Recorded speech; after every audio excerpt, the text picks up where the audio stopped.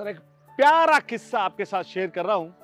सुधा नारायण मूर्ति जी जो इन्फोसिस की मालकिन है, एक बार सुबह 5 बजे एयरपोर्ट पहुंच गई। उनको जल्दी जल्दी जाना था, रात को टिकट ले नहीं पाई थी। पहुंची और टिकट लिया तो बिजनेस क्लास का कोई टिकट था नहीं, टिकट मिला उनको इकोनॉमी क्लास का। वो ले लिया उन्होंने, सीट भी मिडिल मिली, बैठ गई, किताब पढ़ रही थी। इतने में उनको टॉयलेट जाना था। खड़ी हुई तो देखा दोनों पास वाले टॉयलेट पैक है, तो वो बिजनेस क्लास के टॉयलेट में चली गई। वो जब वहां से आ रही थी तो वहां पे एक पायलट बैठा था। जैसे ही उसकी नजर पड़ी, उन्होंने बोला मैडम आप, उन्होंने उनको रिक्वेस्ट किया कि मैम आप यहाँ बैठिए।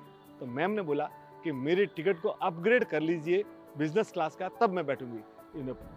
पायलट माना नहीं, उन्होंने बोला कि नहीं मैम, आपने देश के लिए इतना किया है, मैं पीछे बैठ जाऊंगा पर आपको यहीं बैठना पड़ेगा। और वो मान मनोबल करके, उनको रिक्वेस्ट करके उनको वहां बिठाया और थोड़ी देर उनके साथ बातें चीतें चलती रही।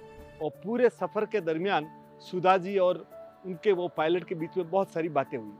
बात खत्म हो गई, एक सप्ताह बीत गया। एक सप्ताह के बाद पायलट के पास एक पत्र आता है कि आपके दोनों बच्चों की एडमिशन धीरूभाई अंबानी स्कूल में कर दिया गया है और अगला 12 साल का पूरी फीस भी भर दी गई है। ये सुन के वो चकित रह गया।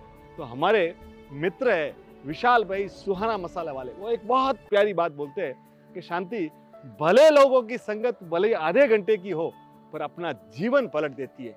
और उस पायलट ने खाली इतना रेस्पेक्ट दिया माता जी को, और वो सुधा जी ने इतना कमाल कर दिया कि अगला 12 साल का उन दोनों बच्चों की फीस भर दी।